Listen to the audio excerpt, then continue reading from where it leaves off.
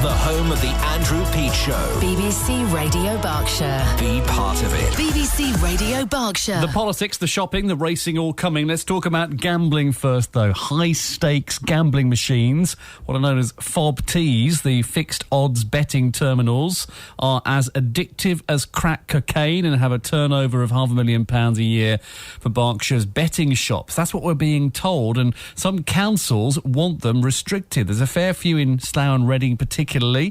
Reading Borough Council is backing a bid to stop people losing so much money by gambling on these machines. Anthony is someone who's been a gambling addict since his early teens and is with me in the studio. Good morning, Anthony. Good morning, Andrew. Tell me about specifically relating to these machines that are very popular in betting shops now and make them a lot of money. How did you first get involved in playing them?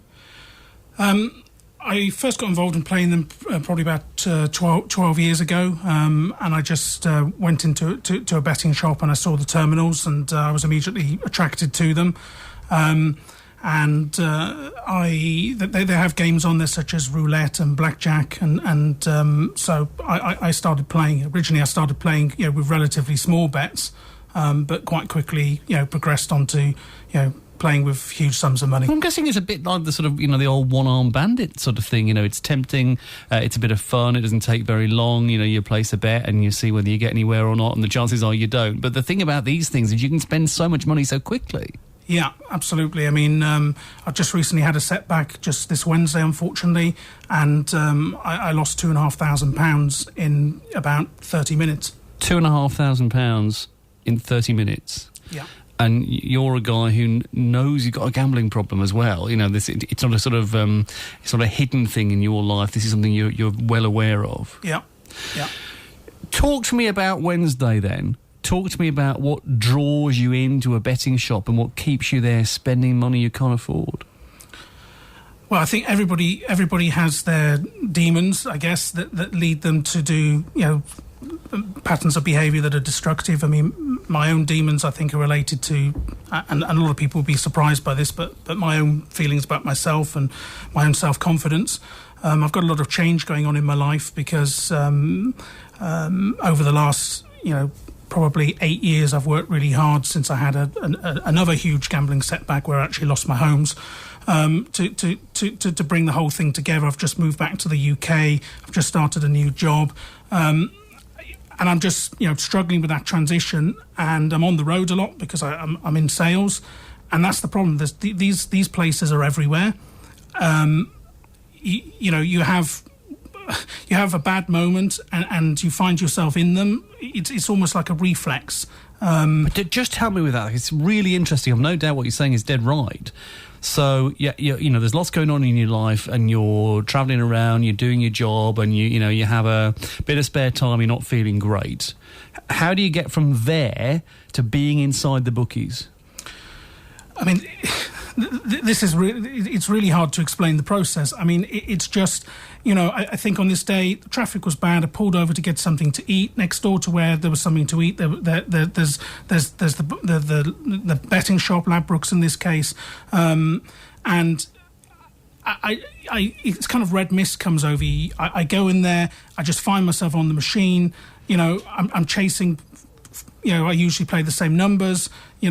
I get on a losing streak and I just lose control. And red mist comes over me and it's just so powerful. When you're going in, is it about enjoying playing or is it about thinking you're going to win? I hate the machines. And, when you go in those places and you see other people in there as well, they hate the machines. Why do my numbers never come up? This is fixed. We know you can't win. It's not about winning. As a gambling addict, any winnings are only play chips because they're going back anyway. So it's just, they're designed in a way to draw as much money out of you as possible in as short a period of time as possible. And for people with an addiction, that's exactly what they do. Quite. I absolutely get where you're coming from. It's just hard to get your head into the space that says, you're not going to win. It's definitely no fun. And yet you're compelled to do it. You're compelled to go in there because the shop's there, the machines are going to be there, and there's something that draws you to it. Yeah, I struggle in my own head to know why I would do that. I mean, I've had periods of abstaining. I've come back. I've got a new job, new opportunity. I haven't lived with my wife and child for 4 years as a direct result of the gambling addiction. I was going to ask you about that. What about the impact that all of this gambling that you've done on these machines and in other forms as well has had on your life? I mean, you've lost so many things, even in what you've told us so far. You've lost your family.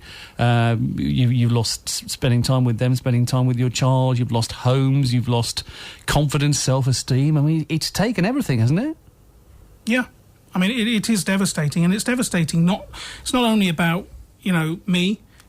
It's well known that it affects many people around. So however many problem gamblers we have in this country affected by FOBTs, there's the parents, there's the wives, the girlfriends, the children, there's friends, there's colleagues.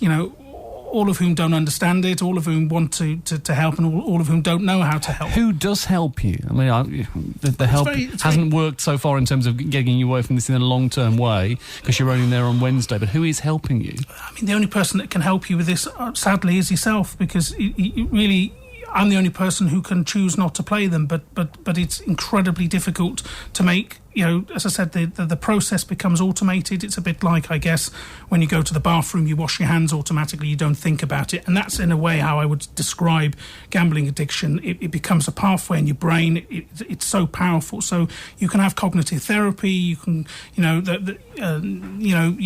but at the end of the day, it's you that has to deal with it. Your family can support, but what's the point of anybody giving me £2,000, for example, and say, okay, get yourself sorted again? Because the risk is you just go and do it again. I mean, my parents lived through a period in time where they were afraid that I would bring the whole family down. Right, they wanted to help, but they had to cut off for some time because they were so afraid that I would bring down and destroy the whole family. We've got the Association of British Bookmakers on later. I know what they'll say. They'll say our staff are trained to look out for this. If people are spending too much on these machines, we ask them to leave. We don't give them credit at the counter. All these mechanisms are in place to stop this kind of thing happening. Has anyone ever in a bookmaker's told you you've done enough now, you've spent enough money now? The place where I was in the other day, the guy knew that I've got a problem, but what he actually said to me was, there's no point banning you from here because you'll just go to another one and do it there. The simple fact is, I mean, they have the technology through the software. It's quite obvious if someone is losing at a rate of £2,500 in 30 minutes, it's £5,000 an hour. That's more than the average person in the UK's monthly salary. In a betting shop in a working class area, that this is likely something. So it'd be really easy to prevent it, wouldn't it? To be without it needing to ban the machines. Even if we're going to leave them there, it would be very easy. Not even relying on people spotting what's going on, for the machine itself to say, "You've spent enough now." Absolutely. There are numerous ways with technology that they can do things to help people like me. I'll give you one example. They already have loyalty card programs. There's no reason, and they have the contactless login with the loyalty cards. There's no reason why they can't require everybody to register to play the machine, have a national self-exclusion register, because it'll all be on a central server system, and somebody like me would just be blocked, and then I wouldn't be able to authenticate to access the machine. Are you going to stop? I mean, I've been trying to stop for the last 20 years, so I've had the longest I've stopped for is 4 years. Do you think you can stop? I just don't understand why I do it. Yes, of course I hope and I believe that I will stop and I will beat it. Yes. We wish you all the best. Thank you for being willing to come and talk about your story. Thanks a lot. Thank you for having me on. That's Anthony here. Are you in the same situation? Have you lost money on these FOBT machines in bookmakers? Should they be restricted in some way? 0345 900 1041. Simon Perfect with us now. Hello, Simon. Good morning, Andrew. You used to gamble yourself, like Anthony. You're now working for Rethink Gambling. What do you make of the story you've just heard? Well, I empathise with him. These terminals research has shown that they are the most addictive form of gambling. Do we know why that is? Why? Because of the high speed and the frequency, and the most popular game on them is roulette, where you have near misses, and research has shown that is the most addictive form of gambling. And they're also designed so that you do win. It's not like you never win. You do win, just enough to keep you there. Well, that's part of the attraction. You can win, but as Anthony said, as he demonstrated, you can lose a huge amount of money in a very short space of time. Now, are we saying these machines are so pernicious they ought to be done away with altogether, and you just want them restricted, or draw people's attention to them, or what, Simon? I think they should be restricted to casinos. They are available in casinos at the moment. And figures released yesterday by the Gambling Commission show that there was £10 million lost in casinos, compared with 1,500 million lost on the high street. So 160 times as much money was lost on the high street than in casinos. It's just many more people, though, isn't it, involved and drawn into using them? Well, yes, there's 34,000 machines in this country. The gambling industry will say they're an absolutely essential part of a bookmaker's shop these days. That's where these businesses make a lot of their money, and that's just business.